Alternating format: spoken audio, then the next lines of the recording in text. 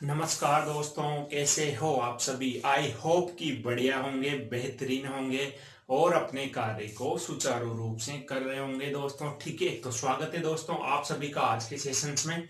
तो आज के सेशंस में अपन हाइट और डिस्टेंस के अंतिम खतरा सेशन पे बात कर रहे हैं। डेंजरस सेशन जो एग्जाम में क्वेश्चंस आए हैं विभिन्न प्रकार के, उन पर चर्चा करेंगे। तो आज का सेशन हाइट और डिस्टेंस का अंतिम सेशन होगा। तो इस अंतिम सेशंस को बहुत धमाकेदार और जानदार बनाने के लिए मेरे साथ वीडियो में अंत तक जुड़े रहें। आपको देखने के लिए मिलेंगे यहाँ पे बहुत ही शानदार और तरीके के क्वेश्चन। ठीक है, और यदि वीडियो अच्छा लगता है तो वीडियो को जाने से पहले लाइक करके चैनल को सब्सक्राइब करके जरूर जाएं। यदि वाकई में अच्छा लगता है तो ठीक है बच्चा।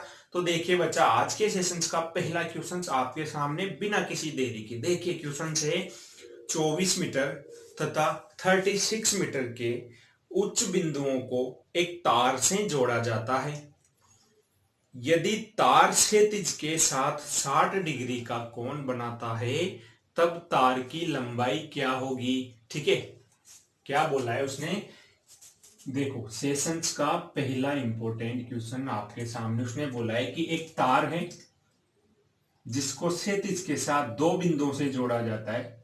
तो देखो कोई तार है जो यहां मतलब एक 24 मीटर ऊंचा, देखो यही बोला है उसने 24 मीटर तथा 36 मीटर के उच्च बिंदुओं से। तो यहां पर कोई बिंदु है ये वाला, ये जमीन से ये बिंदु कितने ऊपर है। आपने छत देखी होगी ना, छत पे जो पोल्स लगाते हैं अपन वो लोहे के इंगल टाइप। तो वो जो इंगले हैं दो, उनमें से एक की ऊंचाई कितनी दी है उसने, 24 मीटर।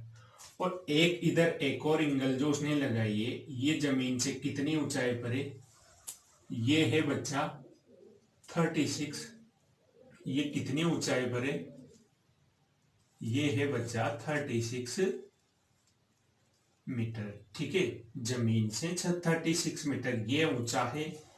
और जो इधर वाली एंगल है, जो पोल है, जमीन से 24 मीटर ऊंची है। अब उसने क्या बोला है कि इससे एक तार बांधा जाता है। तो तार ये जमीन से, तार कहां बांधोगे, ऊपर ही तो बांधोगे, नीचे थोड़े बांधोगे, कपड़े ऊपर सुखाते हैं।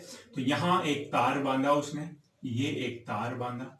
ठीक है, ये मान लो उसने एक तार बांधा है जिसकी लंबाई क्या है, एल लंबाई का कोई तार बांध दिया। फिर बोल रहा है आगे एक तार जोड़ा जाता है यदि तार क्षैतिज के साथ 60 डिग्री का कोण बनाता है। तो ये तार जब यहां से बंधा हुआ है तो इसका क्षैतिज क्या होगा, यही होगा। यहां थोड़े होगा, तार को अगर यहां बांधा है तो इसी जगह को क्षैतिज मानोगे। तो ये जो क्षैतिज के साथ है, इस क्षैतिज के साथ ये कितने डिग्री का कोण बना रहा है बच्चा, 60 डिग्री का कोण बनाता है, यही उसने बोला है। अब देखो तो उसने पूछा है तब तार की लंबाई क्या होगी, मतलब जो लंबाई मानी है आपने इस तार की एल लंबाई, इसका मान क्या होगा ये आपको कैलकुलेट करना है। देखो ये एक ट्रायंगल बन गया जिसमें एक कोण कितने डिग्री का दिख रहा है आपको, 60 डिग्री का। तो दूसरा ऑटोमेटिक कितने डिग्री का हो जाएगा बच्चा, 30 डिग्री का। और बाकी एक आपको पता है जो कितने डिग्री का रहता है, ऑलवेज हमेशा 90 डिग्री का। ठीक है, तो लगा दो रेशियो मेथड, 30 डिग्री, 60 डिग्री और 90 डिग्री। जब भी एंगल आ जाए तो भुजाओं का रेशियो किस अनुपात में होता है, 1/3:2। ठीक है, अब देखो,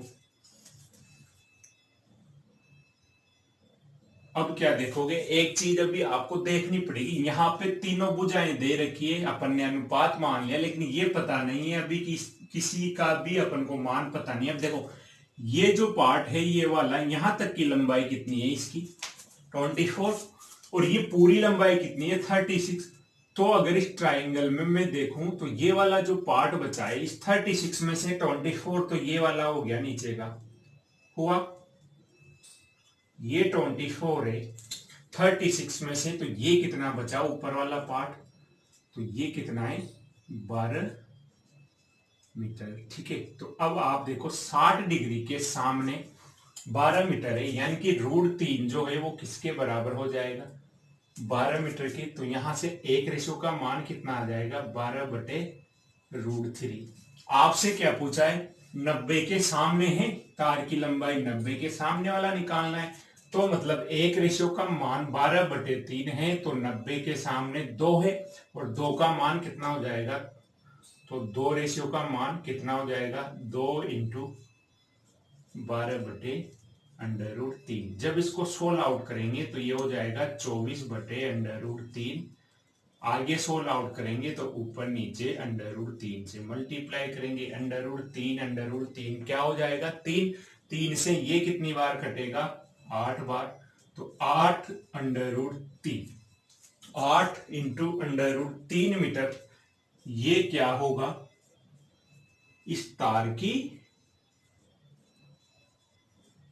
की लंबाई हो जाएगी। दोस्तों बिल्कुल मैंने बेसिक से बताया आपको, कहीं भी किसी प्रकार की दिक्कत नहीं आनी चाहिए। इसका एक अच्छा सा प्यारा सा स्क्रीनशॉट लीजिए बच्चा, और चलते हैं अगले क्वेश्चंस पर। बहुत ही इंपॉर्टेंट क्वेश्चंस है जो मैं आपके लिए सेलेक्ट करके लाया हूं, और ये क्वेश्चंस जो मैं करवा रहा हूं, अगर आपने इन क्वेश्चंस को अच्छे से समझ लिया, प्रैक्टिस कर ली इनकी, तो दुनिया का कोई सा भी क्वेश्चन इस टॉपिक से संबंधित करने में आपको दिक्कत नहीं आएगी। इसकी गारंटी मैं लेता हूं पूरी। ठीक है बच्चा, तो चलते हैं अगले क्वेश्चन पर।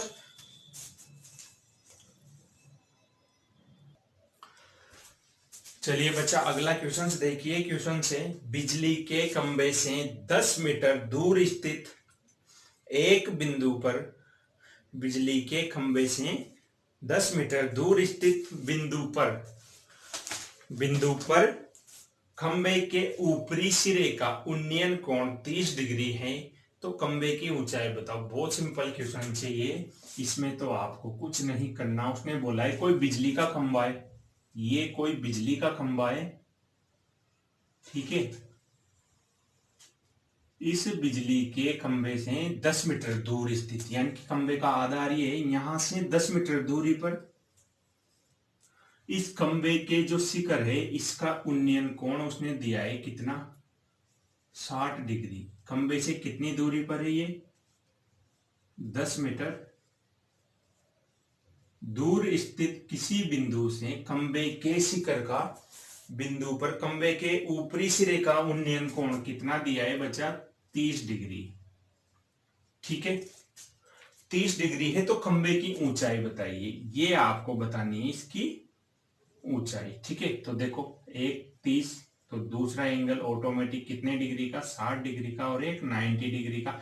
अब हर बार आपको वो लिखने की जरूरत नहीं है कि पहले 30 लिखोगे, फिर 60 लिखोगे, फिर 90 लिखोगे, फिर 1 √3 और 2 लिख लो तो सबसे बढ़िया बात है। लेकिन एग्जाम में जब ये चीजें प्रैक्टिस करोगे तो डायरेक्ट याद रहेगा। 30 डिग्री के सामने 1 होता है, ठीक है, और 60 डिग्री के सामने √3 होता है। तो 60 डिग्री के सामने √3, और एक्चुअल में √3 किसके बराबर है, 10 के।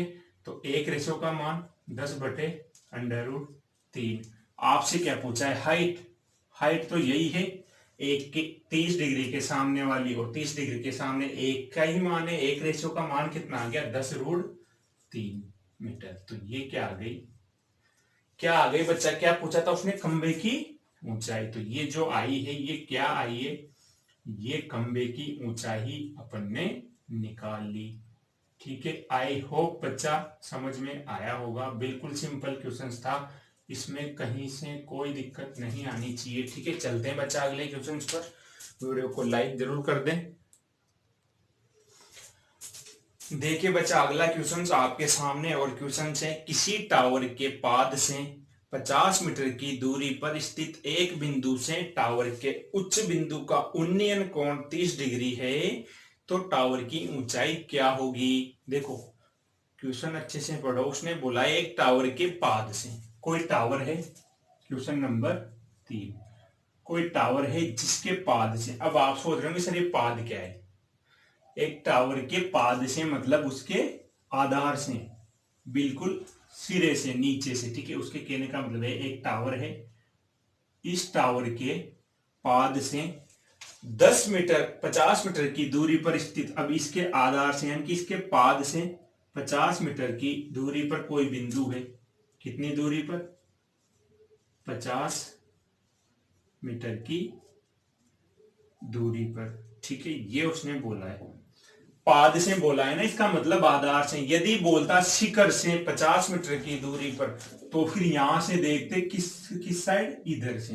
लेकिन पाद से बोला है मतलब आधार से। ये क्वेश्चन की जो लैंग्वेज है ये आपको अच्छे से पढ़नी पड़ेगी, वरना आप गलती क्या करोगे, पाद अगर आपको पता नहीं कि आधार से बोल रहा है तो आप क्या करोगे, यहां से 50 मीटर दूरी करते ये 50 मीटर इधर आ जाएगा और आपके क्वेश्चंस का आंसर गलत हो जाएगा बच्चा। इसीलिए क्वेश्चंस की लैंग्वेज अच्छे से पढ़नी है। एक बिंदु से, कोई बिंदु है यहाँ पे 50 मीटर दूर, यहां से टावर के उच्च बिंदु का उन्नयन कोण, तो यहां से कोई उन्नयन कोण बनेगा जो कितने डिग्री का दिया है उसने, उन्नयन कोण 30 डिग्री है। कितना, 30 डिग्री। तो बताइए टावर की ऊंचाई क्या होगी। अभी तो किया ही था क्वेश्चन, वैसा ही क्वेश्चन से थे। तो देखो ये 30 तो ये 60 डिग्री, ये 60 तो ये 90 डिग्री। तो देखो 60 डिग्री के सामने आपको दिया है 50 मीटर, और आपको पता है 60 डिग्री के सामने क्या होता है, √3, जो किसके बराबर है, 50 के। तो एक रेशो का मान कितना, 50/√3। आपसे क्या पूछा है, हाइट पूछिए, तो 30 डिग्री के सामने हाइट है, और आपको पता है 30 डिग्री है, उसका रेशियो में मान क्या होता है, 1, और 1 रेशियो का मान कितना आ गया, 50√3। तो ये जो 50√3 आया है ये ही क्या है बच्चा, ये इस टावर की ऊंचाई निकल गई। क्वेश्चंस का आंसर क्या आ गया, 50√3। आई होप समझ में आ गया होगा। चलते हैं अगले इंपॉर्टेंट क्वेश्चंस पर, और अगला इंपॉर्टेंट क्वेश्चन आपके सामने, तो इसको नोट करिए आप। देखिए बच्चा, अगला जो क्वेश्चन है ये SSC CHSL bank PO CPO में कब कितनी ही बार पूछा जा चुका है बच्चा। तो इस क्वेश्चन को हल्के में ना ले, सबसे इंपॉर्टेंट अगर इस चैप्टर में कोई क्वेश्चन है तो यही क्वेश्चन है जो आपके सामने आ गया। अब देखो क्वेश्चन है, पृथ्वी से 3125 मीटर की ऊंचाई पर उड़ते हुए एक विमान दूसरे विमान के नीचे से ऊर्ध्वाधर स्थिति में गुजरता है। उस क्षण उन दोनों विमानों के एक बिंदु से बने उन्नयन कोण 30 डिग्री व 60 डिग्री है। तद अनुसार उस क्षण उन दोनों विमानों के बीच की दूरी क्या है। अब देखो उसने क्या बोला है कि पृथ्वी से 3125 मीटर की हाइट पर कोई विमान उड़ रहा है। कितनी ऊंचाई पर,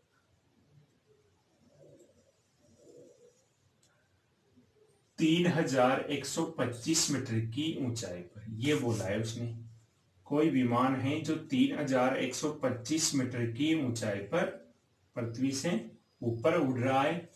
ठीक है, 3125 मीटर की ऊंचाई पर उड़ते हुए एक विमान दूसरे विमान के नीचे से ऊर्ध्वाधर स्थिति से गुजरता है। यानी कि कोई विमान है, दो विमान है, एक इस ऊंचाई पर उड़ रहा है, ठीक है, उसने बोला है, और दूसरा विमान है ये जो 3125 मीटर की ऊंचाई पर उड़ रहा है, इसके ऊपर से कोई दूसरा विमान गुजरता है जो इससे कितनी ऊंचाई पर है ये अपन को पता नहीं है।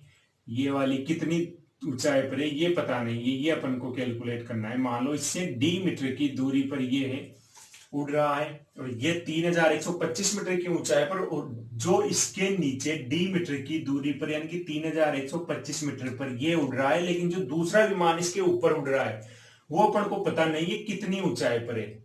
ठीक है, अब देखो आगे क्या बोला है उसने, ये दोनों विमान जो है, पहले विमान इस ऊंचाई पर उड़ रहा है तो ये पृथ्वी के साथ कितने डिग्री का कोण बना रहा है इस बिंदु पर। फिर उसने बोला है दूसरा है वो भी यहाँ पे कोण बना रहा है इसी बिंदु पर। ठीक है, तो अब एक बात बताइए, इसमें से 30 डिग्री कौन सा होगा, ये वाला होगा। एक 30 डिग्री का एंगल बना रहा है, एक 60 डिग्री का एंगल बना रहा है। ठीक है, और इस क्वेश्चन के लिए मैंने बताया था आपको कि इस क्वेश्चन को कैसे करना है, क्या करना है। एक की हाइट आपको दी है ना, और दोनों विमानों के बीच की दूरी पूछिए, तो विमान फर्स्ट कहां पर है, एक विमान ये और दूसरा विमान ये, विमान दो, और इन दोनों के बीच की ये दूरी आपको कैलकुलेट करनी है जो उसने पूछिए। ठीक है, तो देखो मैंने एक फॉर्मूला लिखाया था आपको, ऐसा क्वेश्चन जब किसी विमान के ऊपर कोई दूसरा विमान उड़ रहा हो और आपसे उनके बीच की दूरी पूछे, तो फॉर्मूला मैंने लिखाया था d बराबर h tan theta one, tan theta one, बड़ा एंगल लिखना है आपको ना, tan theta two minus ten. अगर ये फॉर्मूला याद नहीं है तो इससे पहले का वीडियो देख लें, आपकी यादाश्त लौट आएगी, और जिन्होंने देखा है उनको याद होना चाहिए। ठीक है, अब बस मान ही तो रखना है बच्चा, क्या करना है, दूरी आपको कैलकुलेट करनी है दोनों विमानों की। हाइट उसने दी है आपको 3125, टेन थीटा टू। अब देखो टेन थीटा टू का मतलब क्या है कि टेन 60 का मान क्या होगा, तो आप कहोगे टेन 60 का मान रखना है आपको, और एक टाइम रखना है टेन 30 का मान बटे टेन 30 डिग्री। ठीक है, कर लो सोल्व आउट। देखो 3125, यहां पे क्या आएगा, टेन 60 का मान आपको पता होना चाहिए कितना होता है, अंडर रूट 3 माइनस टेन 30 का 1 बटे अंडर रूट 3 बटे 1 बटे अंडर रूट 3। ठीक है, आगे देखो 3125 इंटू, इसको जब सोल्व आउट करेंगे तो ये हो जाएगा 2 बटे अंडर रूट 3, और जब ये ऊपर जाएगा तो ये क्या हो जाएगा, रूट 3 बटे 1। तो देखो रूट 3 से रूट 3 कट जाएगा, जब इसको 2 से मल्टीप्लाई करेंगे तो ये हो जाएगा 6250 मीटर। ठीक है, ये क्या आ गई, दूरी, यानी कि दोनों विमानों के बीच की दूरी कितनी है, ये वाली 6250 मीटर। ठीक है, और आपसे ये पूछे तो बताइए दूसरा विमान जमीन से कितनी ऊंचाई पर है, तो आप कहोगे सर कि दोनों विमानों के बीच की दूरी कितनी है, 6250, तो ये आ गई। और जमीन से दूसरा विमान कितनी दूरी पर है, तो फिर ये भी कैलकुलेट करनी पड़ेगी। तो अगर ऐसा पूछे क्वेश्चंस में तब आंसर क्या आएगा, 9375 मीटर। लेकिन ऐसा पूछा नहीं गया है, मैं बता रहा हूं कि क्वेश्चंस में आपसे कुछ भी पूछा जा सकता है, आपका माइंड शार्प होना चाहिए, क्वेश्चंस की लैंग्वेज के अकॉर्डिंग आपको दिमाग लगाना है कि आपका दिमाग कितना तेज है। ठीक है, तो आई होप मित्रों, दोस्तों, साथियों, मेरे प्यारे बच्चों, आपको क्वेश्चंस जो है वो अच्छे से समझ में आ गया होगा। सभी प्रकार के इंपॉर्टेंट क्वेश्चंस मैं आपको करवा चुका हूं। ठीक है, तो अब अपन अगले वीडियो में एक नए सेशंस के साथ, नए चैप्टर के साथ मिलेंगे। तो आप वीडियो को लाइक कर लें, जिन बच्चों ने अभी तक नहीं किया है, जो बच्चे चैनल पर नए हैं वो सब्सक्राइब कर लें, और नोट्स बनाते हुए प्रॉपर मेंटेन करते हुए प्रैक्टिस क्वेश्चंस करते रहिए। कमेंट करिए अगर कुछ भी प्रॉब्लम आती है तो। ठीक है, मिलते हैं अगले वीडियो में। धन्यवाद बच्चा, बेस्ट ऑफ लक।